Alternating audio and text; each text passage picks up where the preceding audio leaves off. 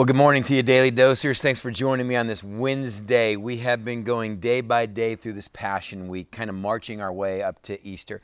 We've been watching Jesus each day. What was he doing this day over 2,000 years ago during this week before the cross on Friday? And so we're picking up on Wednesday. We got this cool little story that happens inside a house, and considering the time and the place, it's an amazing little story.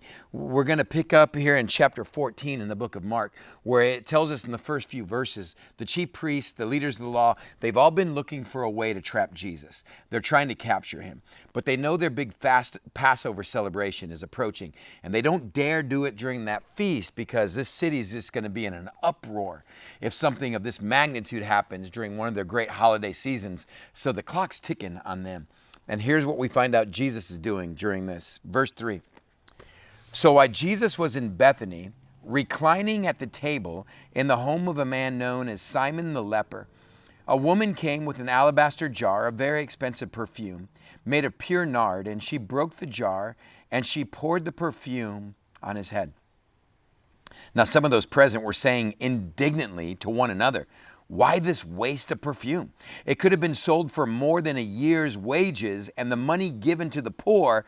And they rebuked her harshly. So in the midst of this conspiracy, in the midst of the people trying to find out where Jesus is and how can we trap him and how can we capture him, we find him reclining at the table of a guy known as Simon the leper. Now, he's not a leper anymore, but he used to be. That's how he got the reputation. We find Jesus just kicking back with a life that he has touched and claimed and renamed in an amazing way. And yet the guy Simon still holds the old name of the leper, almost as this canny way of going, that's who I was when he found me. That's what I was destined for. That's who I was going to be. I had an incurable disease that would have certainly caused my death. And now I get to recline at the table with this guy, a guy who has saved me. And in the midst of this, Mary walks in. She takes a jar of this incredibly expensive perfume and she pours it over Jesus' head, anoints him as any good king should be anointed. And the others in the room, the men in the room, and a little bit of an uproar about this. That's a year's wages. So when you and I stop and think of that, take your annual salary and just put it on fire in front of Jesus. Because sacrifice, once you pour it out, it's done. You're not scraping that back up. You're not doing a second anointing with it. I mean, once you've sacrificed it, it's done. And I wonder if Mary's hearing this. I wonder if in her exuberance to worship Jesus in an amazing way, she's now second guessing herself. Maybe I shouldn't have done this. Oh, you're right. There could have been a lot of poor we could have helped with this. And I love the way Jesus takes command of the entire scene. "Leave her alone," Jesus said. "Why are you bothering her? She's done a beautiful thing to me. The poor you will always have with you, and you can help them anytime you want, but you will not always have me. She did what she could. She poured perfume on my body beforehand to prepare for my burial. I tell you the truth, whenever the gospel is preached throughout the world, what she has done will also be told in memory of her, just like we're doing with Mary 2,000 years later." Leave her alone. When you read through Matthew, Luke, and John, when they all write about this story, we find out this is Mary from Mary and Martha. This is Mary of Bethany. If you've read the stories leading up to this, you immediately go, oh, wait, she had a brother named, that's right, Lazarus. Remember Lazarus got sick and they sent for Jesus and Jesus didn't show up in time. In fact, he showed up a couple days too late. And when he showed up, he's met with Mary and Martha in their grief and anguish and their brokenness and in their tears. You showed up too late. We've lost our brother. Remember the story where Jesus calls him out of his own tomb and Lazarus comes walking out mummified and they unwrap, not mummy like Egyptian, just wrapped, and they unwrap him. You think Mary has reason to pour out and sacrifice whatever she can for this Jesus? Yeah.